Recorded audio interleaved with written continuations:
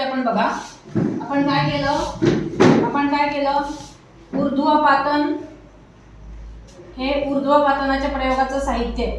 त्याच्यामध्ये आपण या तिवईवरती हे ऊर्ध्वपातनाचा चंबू ठेवलाय. त्याच्यामध्ये पाणी आणि मीठ आहे. मीठ विरघळलेलं पाणी.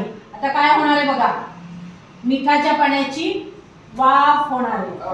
वाफ होईल थोड्या वेळाने. जेव्हा ते गरम होईल तेव्हा त्या पाण्याची वाफ होईल आणि ती वाफ कुठून जाणार, या संगणनी मधून जाणार. संगणनी लक्षात येतोय का? संगणनी मधून जाईल वाफ. वाफ झाली पाण्याची की ती संगणनी मधून जाईल आणि त्याच्यामधून जाईल तेव्हा काय होईल, या संगणनी मध्ये पण पाणी भरलंय बरोबर. या संगणनी मध्ये पाणी आहे आणि त्या पाण्यामुळे ती वाफ थंड होणार बरोबर.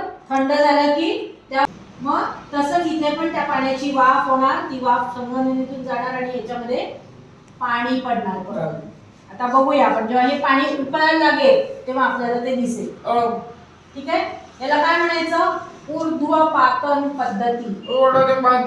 ऊर्ध्वपातन पद्धती हे काय आहे, याचं नाव काय, याचं नाव काय, गोल चंबू. गोल चंबू याचं नाव काय,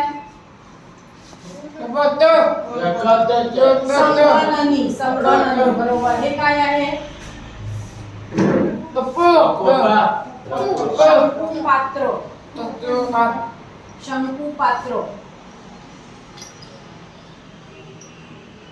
शंकुपात्र.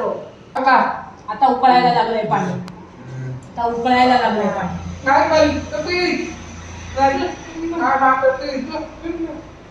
आपण काय संगणनी मधून ती जाते. ही काय आहे, संगणनी. संगणनी मधून वाफ जाते पाण्याची आणि त्या वाफेतून वाफेचं परत पाणी होतं कारण संगणनी मध्ये पाणी आहे. त्या वाफेचं पाणी होतं आणि इथे जमा होतं. कळलं, त्या शंकू पात्रामध्ये पाणी जमा होते. थेंब थेंब थेंब थेंब.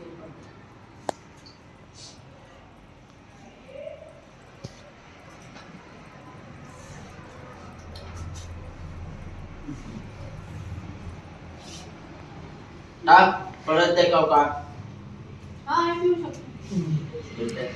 मीठ नाही त्याच्यात, मीठ आहे पाण्यामध्ये. इथे मीठ वेगळं होणार. मीठ इकडे पाणी, इकडे मीठ. हे पाहिजे सगळं इकडे लागलं नाही, मीठ आहे. पांढरं पांढरं दिसतंय ना इथे, ते सगळं मीठ आहे आणि इकडे पाणी राहणार.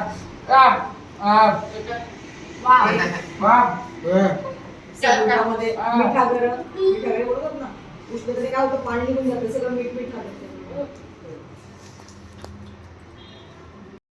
खारट नाही या पाण्यामध्ये, मीठ नाही या पाण्यामध्ये. मीठ होतं आणि खारट होतं, त्याच्यामध्ये मीठ नाही. आपण चाकून बघूया. बघ रे आता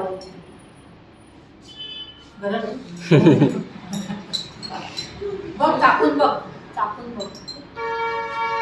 मीठ नाही आहे ना, गरम आहे, गरम आहे.